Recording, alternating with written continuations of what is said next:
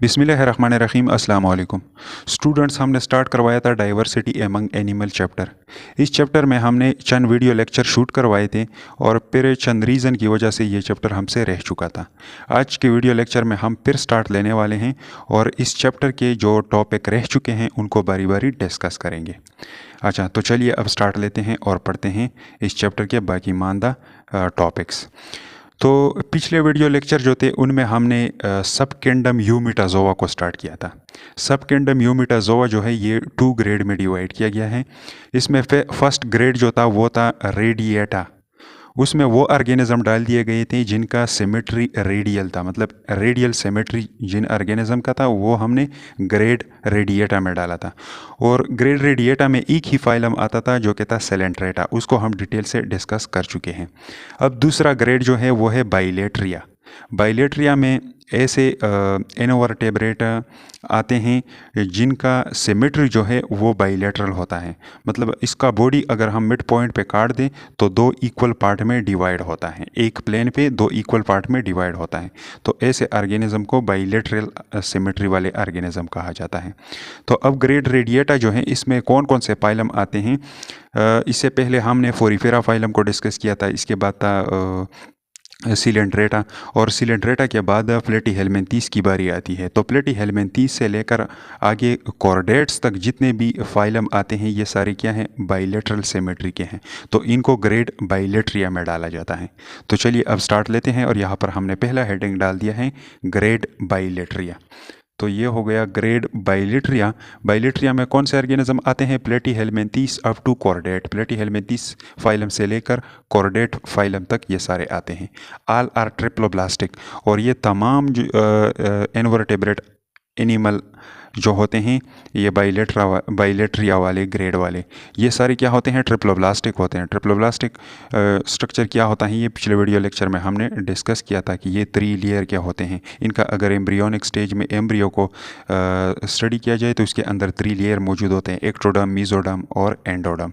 तो ये ट्रिप्लोब्लास्टिक होते हैं। आगे हम जो प्लेटीहेल्मिन्थीस का ये फाइलम डिस्कस करेंगे, इसके अंदर ये ट्रिप्लोब्लास्टिक नेचर क्या होता है ये डिटेल से और डायग्राम के थ्रू समझने की कोशिश करेंगे और डिटेल से पढ़ेंगे। अच्छा, तो ये हो गए 2 पॉइंट ग्रेड बाइलेट्रिया के बारे में। अब आते हैं और फाइलम प्लेटीहेल्मिन्थीस को डिस्कस करते हैं कि इसके अंदर कौन कौन से ऑर्गेनिज्म आते हैं और इनके फीचर्स क्या होते हैं, या इस फाइलम के अंदर जो ऑर्गेनिज्म पाए जाते हैं उनके कैरेक्टरिस्टिक क्या हैं। अच्छा, तो फर्स्ट ऑफ ऑल हम ये पढ़ेंगे कि यह टर्म प्लेटीहेल्मिन्थीस किसने दिया था। द टर्म येलपस गिवन बाई जीजेन बार। जीजेन बार एक साइंटिस्ट था जिन्होंने ये प्लेटीहेल्मिन्थीस का वर्ड दिया था 1859 में। अच्छा, तो ये तो हो गया इसका नेम कि ये नेम किसने दिया था, ये दिया था जीजेन बार ने। नेक्स्ट वन हेडिंग हमारे पास है मीनिंग। अब ये प्लेटीहेल्मिन्थीस वर्ड जो है इसकी मीनिंग क्या है, तो ये प्लेटीहेल्मिन्थीस वर्ड जो है ये ग्रीक लैंग्वेज के 2 अल्फाजों से मिलकर बना हुआ एक वर्ड है। यहाँ पे मैंने GR लिख दिया है, GR रिप्रेजेंट ग्रीक लैंग्वेज। और वो कौन से 2 वर्ड है, इसमें फर्स्ट वन है प्लेटिस, और प्लेटिस की मीनिंग होता है फ्लैट, हमवार। और दूसरा वर्ड जो है वो है हेलमेंस, और हेलमेंस किसे कहा जाता है, हेलमेंस कहा जाता है वर्म को। तो लफ्ज़ी मानी इसका ये हुआ कि प्लेटीहेल्मिन्थीस फाइलम के अंदर जो एनिमल रखे गए हैं, इनवर्टेब्रेट एनिमल रखे गए हैं, इनका बॉडी क्या होता है, एक वर्म लाइक होती है, कीड़ा नुमा शक्ल का होता है एंड फ्लैट होता है, डोर्सल साइड से भी, पीछे साइड से भी एंड वेंट्रल और आगे साइड से भी क्या होता है, फ्लैट होता है। तो ये किस तरह होते हैं, बॉडी फॉर्म इनका होता है डोर्सली एंड वेंट्रली फ्लैटेंड होते हैं। ये प्लेटीहेल्मिन्थीस फाइलम जो है इसके लिए दूसरा नाम फ्लैट वर्म्स भी यूज़ किया जाता है, क्योंकि इसके अंदर जो एनिमल पाए जाते हैं वो क्या होते हैं, फ्लैट स्ट्रक्चर क्या होते हैं, जिस तरह एक पीता होता है, पीतानुमा टेप लाइक स्ट्रक्चर क्या होते हैं। अच्छा, तो ये हो गया इसका मीनिंग। थर्ड वन हेडिंग हमारे पास क्या है, बाइलेटरल सिमेट्री।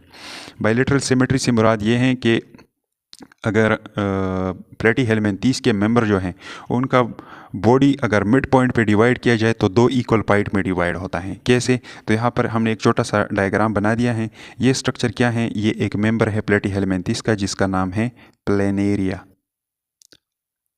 प्लेनेरिया, और इसको अगर इस तरह मिड पॉइंट पे काट दिया जाए, ये हो गया मिड पॉइंट पे, तो इसके 2 इक्वल पार्ट रह जाते हैं। एक ये हो गया राइट साइड की तरफ, ये क्या है, RT पार्ट राइट साइड वाला पार्ट हो गया, और ये दूसरा क्या हो जाएगा, ये LT लेफ्ट साइड वाला पार्ट हो जाएगा। तो दो इक्वल पार्ट्स में इसकी बॉडी डिवाइड होती है। तो ऐसा ऑर्गेनिज्म कि अगर उसके ऊपर मिड पॉइंट पे एक लाइन खींचा जाए या उसको मिड पॉइंट पे काट दिया जाए और वो टू इक्वल पार्ट्स में डिवाइड होता हो, तो ऐसे सिमेट्री को कहा जाता है बाइलेटरल सिमेट्री। तो ये क्या होते हैं, बाइलेटरल सिमेट्री वाले होते हैं। थर्ड वन पॉइंट हमारे पास क्या है, ट्रिप्लोब्लास्टिक। ये ऑर्गेनिज्म ट्रिप्लोब्लास्टिक इन नेचर होते हैं। ट्रिप्लोब्लास्टिक इन नेचर से क्या मुराद है, यहाँ पे हम डायग्राम के जरिए समझने की कोशिश करते हैं। यहाँ पर हमने लिया हुआ है एक छोटा सा structure, this one represent embryo. ये क्या है, प्लेटीहेलमिन्थेस के जो मेंबर हैं उनका एम्ब्रायो है। अगर इस एम्ब्रायो को क्या कर दिया जाए, मिड पॉइंट पे इस तरह काट दिया जाए और फिर इसको अपने सामने रखा जाए, तो इसके अंदर 3 लेयर पाए जाते हैं सेलों के। फर्स्ट ऑफ ऑल यहाँ पे ये स्ट्रक्चर दिखाई दे रहा है, क्रॉस सेक्शन के बाद ये इस तरह दिखाई देता है। आउटर मोस्ट कवरिंग जो होता है सेलों का, यहाँ पर हमने ग्रीन कलर से रिप्रेजेंट कर दिए हैं, इनको कहा जाता है एक्टोडर्म। इन्होंने जो लेयर बना दिया है इसको एक्टोडर्म कहा जाता है। एक्टोडर्म के पीछे यहाँ पे रेड सेलो का एक और स्ट्रक्चर दिखाई दे रहा है, this one is called mesoderm. Mesoderm, तो ये हो गया मीजोडर्म। पिछले 2 फाइलम फोरिपेरा और इसके अलावा सेलेंट्रेटा फाइलम जो थे, उनमें ये मीजोडर्म डेवलप नहीं था। उसके अंदर क्या था, एक जेली लाइक मटेरियल मौजूद था एक्टोडर्म के नीचे, जिसको मीजोग्लिया कहा जाता था। लेकिन यहाँ पर सेल्स मौजूद होते हैं, तो अभी ये सेलुलर लेयर जो है इसको मीजोडर्म कहा जाता है। और मीजोडर्म के नीचे एक और कवरिंग मौजूद होता है सेलों का, जो हमने यहाँ पर ब्लू कलर से रिप्रेजेंट कर दिया है, और इस लेयर को कहा जाता है एंडोडर्म। इसको क्या कहा जाता है, एंडोडर्म। तो ये हो गया एंडोडर्म। अच्छा, तो जिस ऑर्गेनिज्म के बॉडी के अंदर ये 3 लेयर मौजूद होते हैं उनको क्या कहा जाता है, उनको कहा जाता है ट्रिप्लोब्लास्टिक एनिमल। तो अब प्लेटीहेलमिन्थेस के मेंबर जो हैं ये ट्रिप्लोब्लास्टिक इन नेचर होते हैं। अच्छा, यहाँ तो समझ में आ चुका होगा। अब नेक्स्ट पॉइंट हमारे पास क्या है, सीलोमेट, एसीलोमेट। ये क्या होते हैं, प्लेटीहेलमिन्थेस के मेंबर जो होते हैं ये एसीलोमेट होते हैं। सीलोमेट, सूडोसीलोमेट, एसीलोमेट, ये सारी चीज़ें क्या होते हैं, इस पे हमने पिछले वीडियो लेक्चर में इन टर्म्स को हमने डिस्कस किया था डिटेल के साथ, लेकिन फिर भी यहाँ पे थोड़ा सा टच देते हैं। यहाँ पर क्या होता है कि ये मीजोडर्मल रीजन जो है, यहाँ पर बीच में एक कैविटी पाई जाती है बाज ऑर्गेनिज्म के एम्ब्रायो में, और उस कैविटी को सीलोम कहा जाता है। लेकिन यहाँ पर कोई कैविटी मौजूद नहीं है, तो इसलिए इन ऑर्गेनिज्म को, मतलब प्लेटीहेलमिन्थेस वाले मेंबर जो हैं ये एसीलोमेट होती हैं, इनके अंदर ट्रू बॉडी कैविटी नहीं होती। अच्छा, ये उम्मीद है ये समझ में आ चुका होगा। नेक्स्ट वन क्या है, सेगमेंटेशन। सेगमेंट कहा जाता है बंद को। बाज़ ऑर्गेनिज्म जो होते हैं उनके बॉडी में छोटे छोटे सेगमेंट्स, बंद जो होते हैं वो पाए जाते हैं। तो प्लेटीहेलमिन्थेस के मेंबर जो हैं ये नॉन सेगमेंटेड होते हैं, इनमें सेगमेंटेशन नहीं होता। लेकिन अगर कुछ मेंबर में सेगमेंटेशन मौजूद है तो वो भी सुपरफिशियली होता है, बॉडी के ऊपर ऊपर साइड पे थोड़ा बहुत दिखाई देता है, लेकिन एग्जैक्ट सेगमेंटेशन इसमें क्या होता है, एब्सेंट होता है। अच्छा, इंसेक्ट्स को आप लोगों ने बाज़ इंसेक्ट्स को देखा होगा, उसके बॉडी के अंदर ऐसे छोटे छोटे सेगमेंट्स पाए जाते हैं, बंद पाए जाते हैं। उन बंद को क्या कहा जाता है, उनको सेगमेंटेशंस कहा जाता है। तो इनके बॉडी के अंदर सेगमेंटेशन नहीं होती, और अगर होती भी हैं तो फिर वो क्या होती है, सुपरफिशियली होती हैं। अच्छा, इसके बाद नेक्स्ट वन पॉइंट हमारे पास क्या है, एक्टोडर्म। अब ये एक्टोडर्म जो हैं, यहाँ पर एम्ब्रियोनिक स्टेज में आप लोगों को एक्टोडर्म दिखाई दे रहा होगा, जो हमने ग्रीन सेलों से बना दिया है। ये क्या बनाता है, ये प्लेटीहेलमिन्थेस के जो मेंबर होते हैं उनका बाहर साइड वाला जो कवरिंग होता है, जो कि एक स्किन की तरह काम करता है, उसको ये बना लेता है। कौन, एक्टोडर्म। तो बाज़ मेंबर जो होते हैं उनके एक्टोडर्म के ऊपर सीलिया मौजूद होती हैं, लेकिन बाज़ के आउटर मोस्ट कवरिंग जो होती है एक्टोडर्म सेलों का, उनके ऊपर सीलिया मौजूद नहीं होती, उनके ऊपर एक लेयर मौजूद होता है लिपिड का, जिसको क्यूटिकल कहा जाता है। तो चलिए अभी इनको एग्जांपल के थ्रू देखते हैं। यहाँ पर अगेन हमने एक छोटा सा डायग्राम बना दिया है, this one is again planaria. और प्लेनेरिया का बॉडी अगर देखा जाए, बाहर साइड जो होता है बॉडी का कवरिंग, ये एक्टोडर्मल सेल से बना होता है, और इन एक्टोडर्मल सेल के ऊपर छोटे छोटे हेयर लाइक स्ट्रक्चर्स मौजूद होते हैं, जो यहाँ पे मैंने छोटे छोटे हेयर लाइक स्ट्रक्चर से रिप्रेजेंट कर दिए हैं। इनको कहा जाता है सीलिया। तो ये प्लेनेरिया के ऊपर सीलिया मौजूद होते हैं। लेकिन इस फाइलम के बाद ऐसे मेंबर हैं जिनके एक्टोडर्मल सेल पर सीलिया मौजूद नहीं होती। वो कौन से होते हैं? यहाँ पर हमने अगेन एक वर्म का स्ट्रक्चर बना दिया है, and this one is tape worm. ये क्या है? Tape worm. और टेप वर्म जो होता है, इसके एक्टोडर्मल सेल जो होते हैं उसके बाहर साइड पे एक कवरिंग मौजूद होता है लिपिड का, जिसको क्यूटिकल कहा जाता है। यहाँ पे ये रेड कलर वाला स्ट्रक्चर इसका बॉडी रिप्रेजेंट करता है, और बॉडी के ऊपर हमने एक ग्रीन कलर से एक और कवर या लाइन खींच दिया है। यही लाइन क्या कहलाता है? इसको क्यूटिकल कहा जाता है, क्यूटिकल। और इस क्यूटिकल का काम क्या होता है? ये तो अक्सर कहाँ पे पाया जाता है? ह्यूमन इंटेस्टाइन में पाया जाता है। इसके अलावा दूसरे एनिमल जो होते हैं उनके इंटेस्टाइन में भी ये मौजूद होता है। तो वह जो इंटेस्टाइनल डाइजेस्टिव एंजाइम्स वगैरह जो हैं उन से अपने बॉडी को प्रोटेक्ट करने के लिए इसके ऊपर ये क्यूटिकल मौजूद होता है। मतलब ये क्यूटिकल क्या करता है? गैस्ट्रिक जूस जो होता है, डाइजेस्टिव जूस जो होता है, उसकी वजह से इसका बॉडी डिस्ट्रॉय ना हो जाए, इसलिए इसके ऊपर ये क्यूटिकल लेयर मौजूद होता है। अच्छा, तो उम्मीद है ये भी समझ में आ चुका होगा। इसके बाद नेक्स्ट वन क्या है? Organ of attachment. Organ of attachment, platyhelminthes के मेंबर जो हैं इनके ऊपर आर्गन ऑफ अटैचमेंट भी मौजूद होते हैं। ये टेपवर्म जो होता है ये तो इंटेस्टाइन में पाया जाता है। बाज़ औक़ात ऐसा ना हो कि फीसिस के साथ ये बाहर चला जाए, तो इसके ऊपर अटैचमेंट आर्गन मौजूद होते हैं जो कि इंटेस्टाइन के अंदर ये क्या करता है? अपने आप को अटैच कर लेता है। तो कैसे होते हैं इसको भी डायग्राम के थ्रू समझने की कोशिश करते हैं। यहाँ पर यह टेपवर्म जो है इसका ये हेड रीजन जो है इसको हमने यहाँ पर मैग्नीफाई कर दिया है। ये क्या है? टेपवर्म का हेड है, टेपवर्म हेड, ये उसका हेड रीजन है। अच्छा, इस हेड रीजन को स्कोलेक्स भी कहा जाता है, स्कोलेक्स। इस हेड रीजन को स्कोलेक्स भी कहा जाता है टेपवर्म का। अच्छा, अब इस स्कोलेक्स के ऊपर या हेड रीजन जो है इसके ऊपर क्या मौजूद है? यहाँ पर एक छतरी नुमा सा स्ट्रक्चर पाया जाता है जिसको कहा जाता है रोस्टेलम। ये क्या है? रोस्टेलम। ये हो गया रोस्टेलम। अब रोस्टेलम स्ट्रक्चर जो है ये किस चीज़ के लिए ये टेपवर्म इस्तेमाल करता है? इंटेस्टाइन के अंदर इंटेस्टाइनल वॉल के ऊपर अपने आप को अटैच करने के लिए। इसके ऊपर छोटे छोटे हुक लाइक स्ट्रक्चर मौजूद होते हैं। ये क्या कर देता है? इंटेस्टाइनल वॉल में इनको घुसा देता है ताकि ये वहाँ पे अटैच रहे और बाहर फीसिस के अंदर ना निकल जाए। और ये छोटे छोटे स्पाइक लाइक स्ट्रक्चर क्या कहलाते हैं? इनको कहा जाता है हुक्स। इन हुक्स के ज़रिए ये क्या करता है? अपने आप को अटैच रखता है।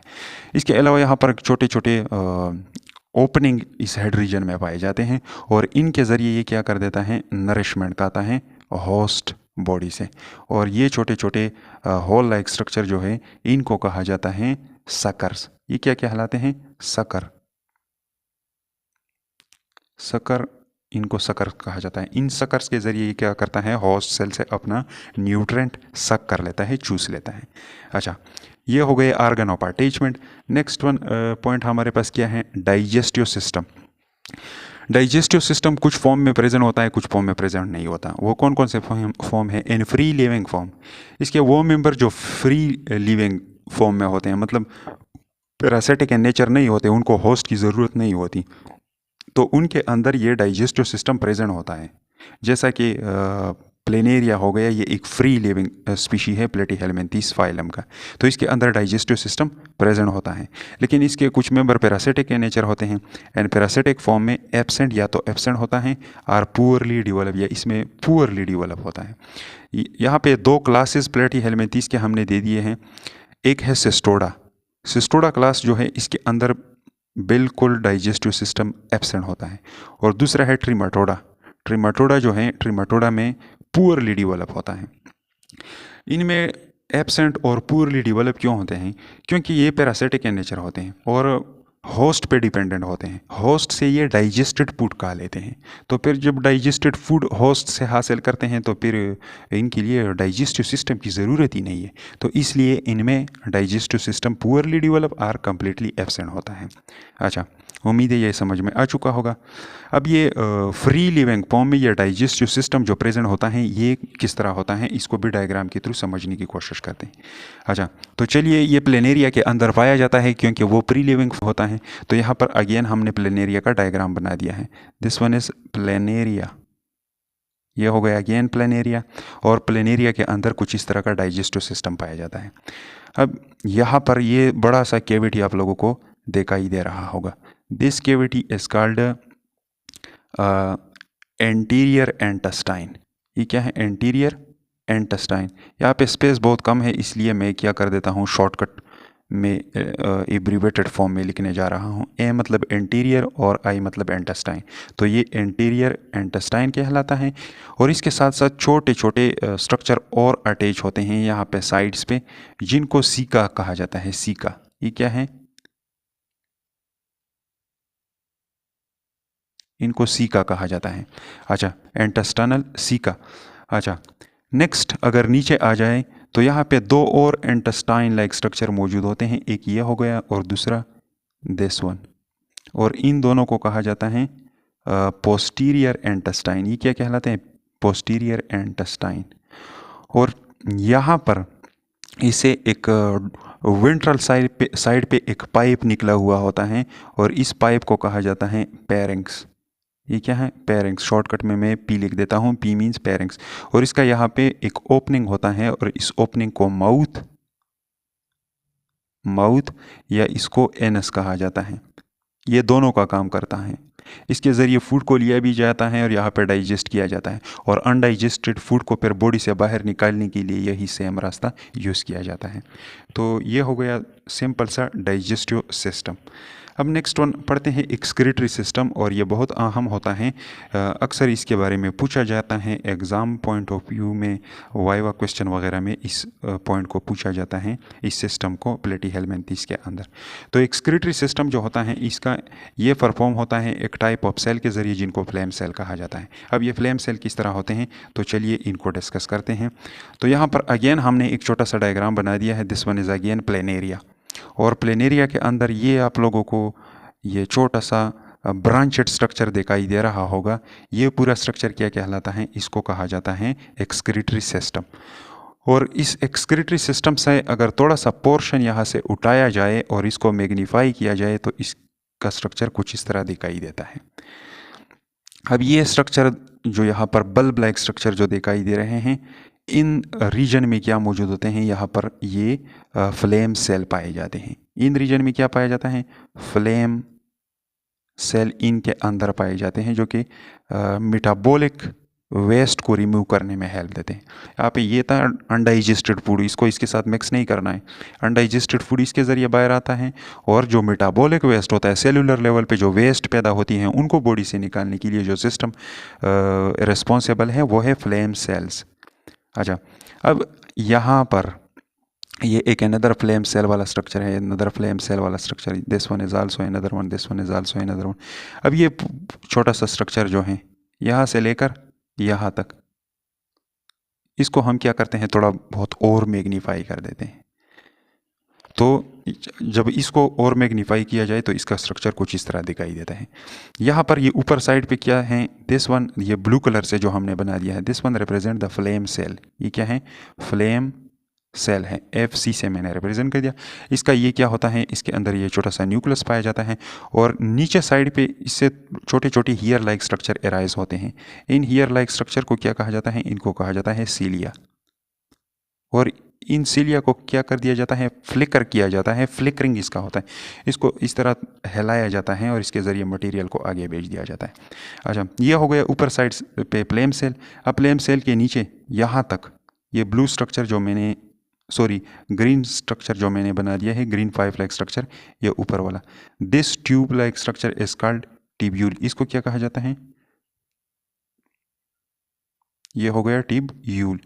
इस टिब्यूल का ये ऊपर वाला पोर्शन जो होता है, इसके अंदर छोटे छोटे सुराखें पाई जाती हैं। यहाँ पर ये हो गया एक छोटा सा pore, this one is also a pore. तो ये क्या है? एक छोटा सा पोर है, और इसके ज़रिए क्या होता है? इन पोर के ज़रिए यहाँ पे वेस्ट एंटर होता है, मेटाबॉलिक वेस्ट। तो यहाँ पे वेस्ट एंटर हो गया। ये वेस्ट जब आगे चला जाता है तो ये सीलिया बीटिंग करती है, और ये वेस्ट आगे भेज दिया जाता है एक another long tube like structure. ये ट्यूब कहाँ से हमने उठा दिया है? ये वाला दरमियान वाला पोर्शन में जो ट्यूब दिखाई दे रहा है, यहाँ पर भी एक, और इस साइड पर भी ये एक मौजूद है। ये ट्यूब है, और इसको कहा जाता है एक्सक्रीटरी इसको एक्सक्रीटरी कैनाल कहा जाता है। और एक्सक्रीटरी कैनाल से थोड़े छोटे छोटे ब्रांचेस एराइज हो चुके हैं। यहाँ पे ये आप लोगों को दिखाई दे रहा होगा दिस वन। और ये ब्रांच आगे, ये पाइप लाइक स्ट्रक्चर आगे जा चुका है और प्लेनेरिया के ये लेटरल वाल जो होता है, इस लेटरल वाल के साथ ये यहाँ पे अटैच होता है और यहाँ पे इसका एक पोर होता है जिसको एक्सक्रीटरी पोर कहा जाता है और इस पोर के ज़रिए इस मेटाबॉलिक वेस्ट को बाहर निकाल दिया जाता है। तो ये हो गया एक्सक्रीटरी पोर। ये लाइन क्या रिप्रेजेंट करता है? दिस इज बॉडी वाल, ये प्लेनेरिया का बॉडी वाल है, बॉडी वाल। तो ये हो गया इसका बॉडी वाल। अच्छा, उम्मीद है इसका ये एक्सक्रीटरी सिस्टम भी समझ में आ चुका होगा। नेक्स्ट वन हेडिंग हमारे पास क्या है? Circulatory and respiratory system. इसके अंदर प्रॉपर वेल डेवलप सर्कुलेटरी और रिस्पायरेटरी सिस्टम नहीं होते, ये दोनों क्या होते हैं? एब्सेंट्स होते हैं। और अगर इनको ऑक्सीजन वगैरह की ज़रूरत हो तो ये डिफ्यूजन के ज़रिए ऑक्सीजन को लेते हैं, इनके सेल डिफ्यूजन के ज़रिए ऑक्सीजन को लेते हैं। अच्छा, उम्मीद है ये भी समझ में आ चुका होगा। नेक्स्ट वन पॉइंट हमारे पास है नर्वस सिस्टम। इनके अंदर अगर देखा जाए तो एक छोटा सा नर्वस सिस्टम भी पाया जाता है। तो अब ये किस तरह होता है, इसको भी एक डायग्राम के थ्रू समझने की कोशिश करते हैं। यहाँ पर अगेन हमने एक छोटा सा स्ट्रक्चर बना दिया है। This one is again represent planaria. ये क्या है? एक प्लेनेरिया है। और इस प्लेनेरिया का ये ऊपर वाला पोर्शन जो है, ये ब्लू कलर से जो हमने रिप्रेजेंट कर दिया है, ये कहलाया जाता है इस पोर्शन, ये पोर्शन किस चीज़ों से बन चुका है? ये न्यूरॉनों से बन चुका है। और इस पोर्शन जो हमने ब्लू कलर से बना दिया है, इसको प्लेनेरिया का ब्रेन कहा जाता है। ये हो गया ब्रेन, या इसके लिए दूसरा नाम सेरेब्रल गैंग्लिया यूज़ किया जाता है। Cerebral ganglia. अच्छा, तो सेरेब्रल गैंग्लिया इस साइड पे भी एक मौजूद है और यहाँ पे इस साइड पे भी एक सेरेब्रल गैंग्लिया मौजूद है। इन सेरेब्रल गैंग्लिया के बीच में छोटे छोटे आई लाइक स्ट्रक्चर्स मौजूद होते हैं। यहाँ पर आप लोगों को ये दिखाई दे रहे होंगे। और दूसरा ये हो गया, इनको कहा जाता है आई स्पॉट। लेकिन ये ट्रू आई नहीं है, लेकिन फिर भी लाइट सेंसिटिव होती है, ये लाइट को डिटेक्ट करने में हेल्प देती है, लेकिन एग्जैक्ट आईज ये नहीं है। इसके लिए दूसरा नाम ओसिलस भी यूज़ किया जाता है, ओसिलस। इनको ओसिलस भी कहा जाता है इन आई लाइक स्ट्रक्चर्स को। अच्छा, अब ये ब्रेन या सेरेब्रल गैंग्लिया जो हैं, यहाँ से दो लंबे लंबे फाइबर लाइक स्ट्रक्चर न्यूरॉनों के एराइज होते हैं, एक साइड पे और दूसरा दूसरे साइड पे। इन जो हमने यहाँ पर ग्रीन कलर से रिप्रेजेंट कर दिए हैं, इन स्ट्रक्चर्स को कहा जाता है लेटरल नर्व कॉर्ड। इनको क्या कहा जाता है? लेटरल साइड्स पे हैं। लेटरल की मीनिंग क्या है? साइड। तो ये साइड पे हैं, तो इसलिए इनको लेटरल नर्व कॉर्ड्स कहा जाता है। तो ये हो गए लेटरल नर्व कॉर्ड्स, ये तादाद में दो होते हैं। अच्छा, अब ये दो लेटरल नर्व कॉर्ड जो हैं, बीच में इनको और नर्व्स ने आपस में कनेक्ट किया होता है, जो यहाँ पर हमने रेड कलर से इनको रिप्रेजेंट कर दिया है, इन नर्व्स को। और इनको कहा जाता है ट्रांसवर्स नर्व्स, या ट्रांसवर्स कमिशर भी इनको कहा जाता है। तो ये हो गया ट्रांसवर्स नर्व। अब ये लेटरल नर्व कार्ड जो हैं, इनसे छोटे छोटे न्यूरॉन और भी एराइज होते हैं, जो कि आगे बॉडी वाल की तरफ प्रोजेक्टेड होते हैं। इन छोटे छोटे नर्व लाइक स्ट्रक्चर्स को कहा जाता है पेरिफेरल नर्व। Peripheral nerve. अच्छा, इसके अलावा ये छोटे छोटे बल्जिंग लाइक स्ट्रक्चर आप लोगों को, उभरे हुए स्ट्रक्चर आप लोगों को दिखाई दे रहे होंगे, इनको कहा जाता है आरिकल। इनको क्या कहा जाता है? आरिकल्स। और ये आरिकल्स जो होते हैं, ये भी स्टिमुलस सेंसिटिव होते हैं, इनके ज़रिए भी स्टिमुलस को डिटेक्ट किया जाता है। तो ये होता है इसका थोड़ा बहुत नर्वस सिस्टम। अच्छा, नेक्स्ट वन पॉइंट हमारे पास है मसल। ये प्लेटी हेलमिंथेस के मेंबर जो होते हैं, इनके अंदर मसल भी मौजूद होते हैं। वो कैसे? क्योंकि एक्टोडर्म और एंडोडर्म के बीच में यहाँ पर मीजोडर्म मौजूद है, और मीजोडर्म जो है ये मसल की फॉर्मेशन करता है। इनके सेलों से क्या बनते हैं? मसल बनते हैं। और इन मसल की हेल्प से ये प्लेनेरिया क्या करता है? आगे भी मूवमेंट करता है और पीछे साइड भी ये मूवमेंट करवा सकता है, इन मसल के कॉन्ट्रैक्शन और रिलैक्सेशन की वजह से। वो मसल का डायग्राम हमने प्रॉपर डायग्राम यहाँ पे नहीं बना दिया है क्योंकि वाइट बोर्ड बहुत छोटा है और हमारे पास उतना स्पेस नहीं कि इन इतने सारी चीज़ें हम एक ही वाइट बोर्ड पे एक ही टाइम पे डिस्कस कर सकें। तो माफ़ी चाहते हैं, यहाँ पे हमारे पास उतना स्पेस नहीं है। बस इतना आप लोग याद रखें कि यहाँ पे ये मीज़ोडर्मल रीजन जो होता है, मीज़ोडर्मल लेयर से यहाँ पे मसल, मीज़ोडर्मल लेयर के जो सेल होते हैं इनसे मसल बनते हैं यहाँ पर, तो मसल भी इनके अंदर मौजूद होते हैं। अब इसके बाद नेक्स्ट वन पढ़ते हैं रिप्रोडक्टिव सिस्टम। तो रिप्रोडक्टिव सिस्टम अगेन हम प्लेनेरिया में डिस्कस करते हैं यहाँ पर डायग्राम के थ्रू। लेकिन रिप्रोडक्टिव सिस्टम को डिस्कस करने से पहले आप लोग ये समझ में याद रखिए कि प्लेनेरिया जो होता है या प्लेटीहेलमिन्थीस का ये मेंबर प्लेनेरिया जो है ये हर्माप्रोडाइट होता है। हर्माप्रोडाइट से मुराद ये है कि एक ही इंडिविजुअल के अंदर मेल रिप्रोडक्टिव सिस्टम भी पाया जाता है और फीमेल रिप्रोडक्टिव सिस्टम भी पाया जाता है। लेकिन एक्सप्लेनेटरी पर्पज़ इसके लिए हमने यहाँ पर दो अलग अलग प्लेनेरिया बना दिए हैं और एक के अंदर हमने फीमेल रिप्रोडक्टिव सिस्टम रिप्रेजेंट कर दिया है और दूसरे के अंदर हमने मेल रिप्रोडक्टिव सिस्टम रिप्रेजेंट कर दिया है। अच्छा, तो first of all female reproductive system को डिस्कस करते हैं। इसके लिए हमने यहाँ पर लिया हुआ है अगेन एक प्लेनेरिया, और इस प्लेनेरिया के अंदर सबसे पहले आप लोगों को ऊपर ये दो छोटे छोटे रेड डॉट लाइक स्ट्रक्चर दिखाई दे रहे होंगे। These one are called ovary. इनको क्या कहा जाता है? इनको ओवरीज कहा जाता है। और इनके अंदर क्या होता है? ईक फॉर्मेशन होता है। अब इन ओवरी से ईक को रिसीव करने के लिए एक छोटा सा कप लाइक स्ट्रक्चर यहाँ पर मौजूद होता है जिसको कहा जाता है ट्यूबा। इसको क्या कहा जाता है? ट्यूबा। तो ये हो गया ट्यूबा। ट्यूबा से यहाँ पे फिर एक छोटा सा डक्ट एराइज होता है, इस साइड पे भी, इस साइड से भी और इस ओवरी के साइड से भी। एक ट्यूबा ये भी हो गया। तो ये डक्ट लाइक स्ट्रक्चर जो होता है इसको कहा जाता है ओवी डक्ट। और इसके ज़रिए क्या होता है? इसके ज़रिए इक का आगे मूवमेंट होता है। और ये ओविडक्ट जो होते हैं इनके ऊपर छोटे छोटे ग्लैंड भी पाए जाते हैं। यहाँ पर मैंने रेड डॉट से रिप्रेजेंट कर दिए हैं। इन छोटे छोटे रेड डॉट लाइक ग्लैंड को कहा जाता है यॉक ग्लैंड। York gland. और ये यॉक ग्लैंड क्या करते हैं? ये नरिशमेंट प्रोवाइड करते हैं इक को जब ये आगे की तरफ जाती है। अच्छा, अब आगे देखो आगे क्या होता है। ये दो पाइप जो हैं यहाँ पर एक चैम्बर लाइक स्ट्रक्चर में ओपन होते हैं और ये आप लोगों को चैम्बर लाइक स्ट्रक्चर दिखाई दे रहा होगा। This chamber like structure is called genital atrium. इसको क्या कहा जाता है? जेनिटल एट्रियम या जेनिटल चैम्बर भी आप लोग इसको कह सकते हैं, एट्रियम। और इस जेनिटल एट्रियम में क्या होता है? इसके अंदर ईग और स्पर्म का मेलाप यहीं पर होता है, दोनों यहाँ पे रिसीव होते हैं। अच्छा, अब ये जेनिटल एट्रियम जो है इसके साथ एक और सेक लाइक स्ट्रक्चर यहाँ पे अटैच होता है। इस सेक लाइक स्ट्रक्चर को कहा जाता है बरसा। बरसा। और इस बरसा में स्पर्म को स्टोर किया जाता है फर्टिलाइजेशन से पहले। अच्छा, अब ये जेनिटल एट्रियम जो है इसका भी एक पोर होता है जिसके ज़रिए क्या होता है? इंडिविजुअल बाहर आता है हैचिंग के दौरान। और इस पोर को कहा जाता है गोनोपोर। गोनोपोर। अच्छा, तो ये हो गया female reproductive system. Female reproductive system में ये स्ट्रक्चर होते हैं। अब यहाँ पर अगेन हमने एक और प्लेन एरिया लिया हुआ है और इस प्लेन एरिया के ज़रिए हम क्या करेंगे? Male reproductive system and plain area पढ़ेंगे।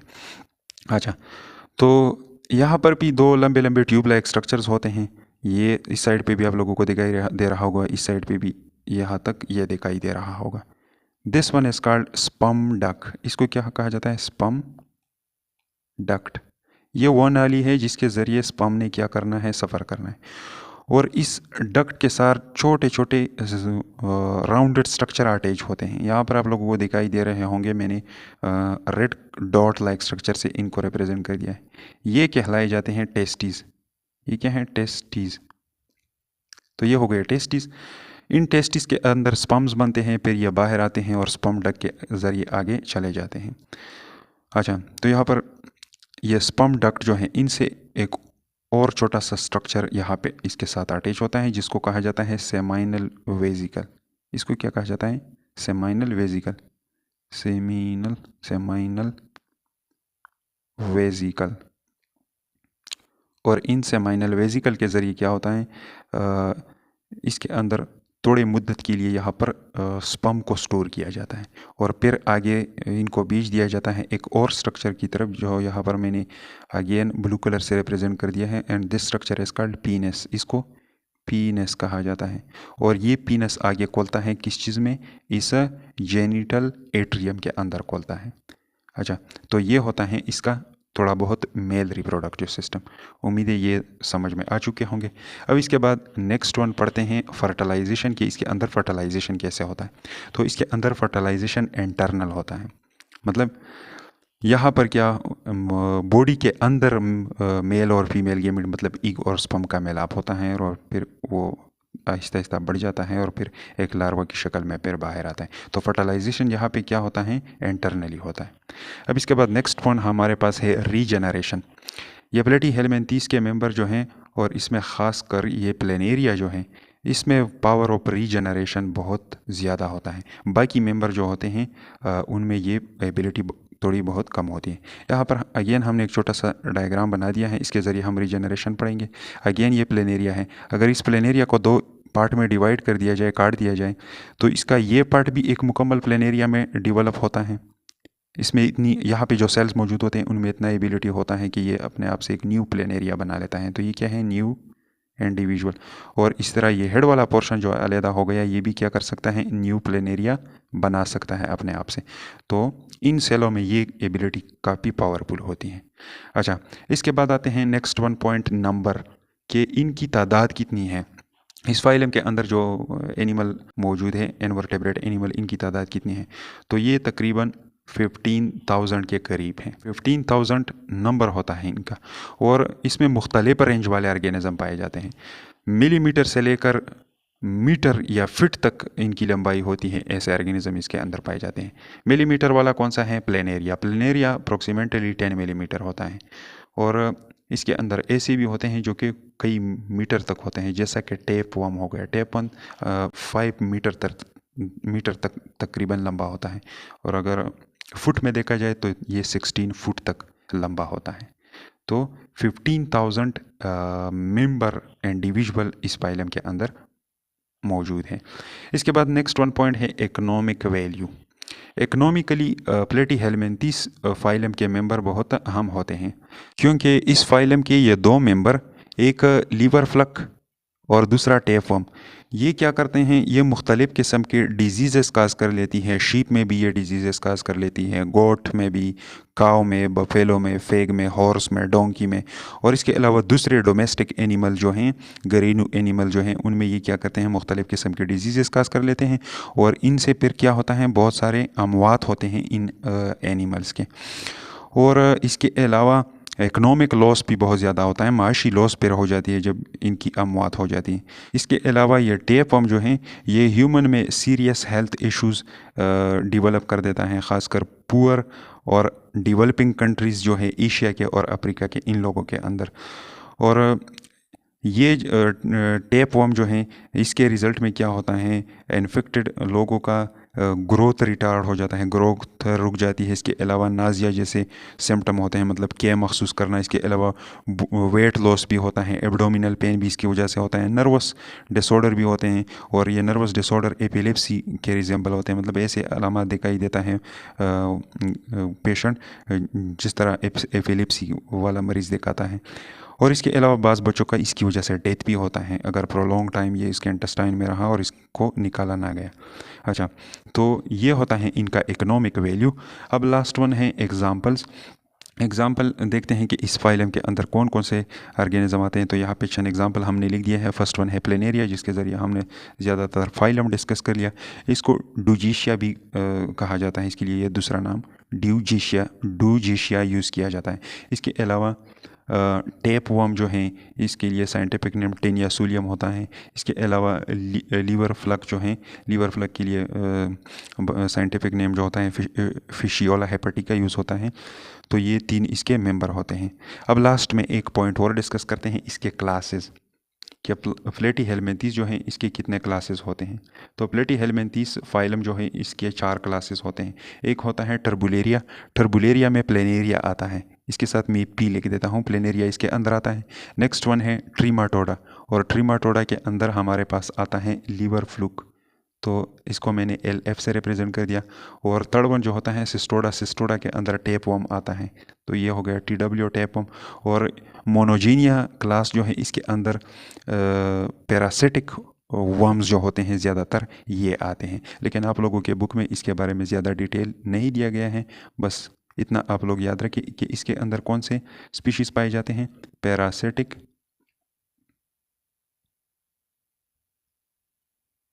वर्म्स, पैरासिटिक्स वर्म इसके अंदर भी मौजूद होते हैं। तो ये था थोड़ा बहुत प्लेटीहेलमिन्थेस के बारे में, उम्मीद है समझ में आ चुका होगा। नेक्स्ट वीडियो लेक्चर में हम फाइलम एशकेहेलमिन्थेस पढ़ेंगे।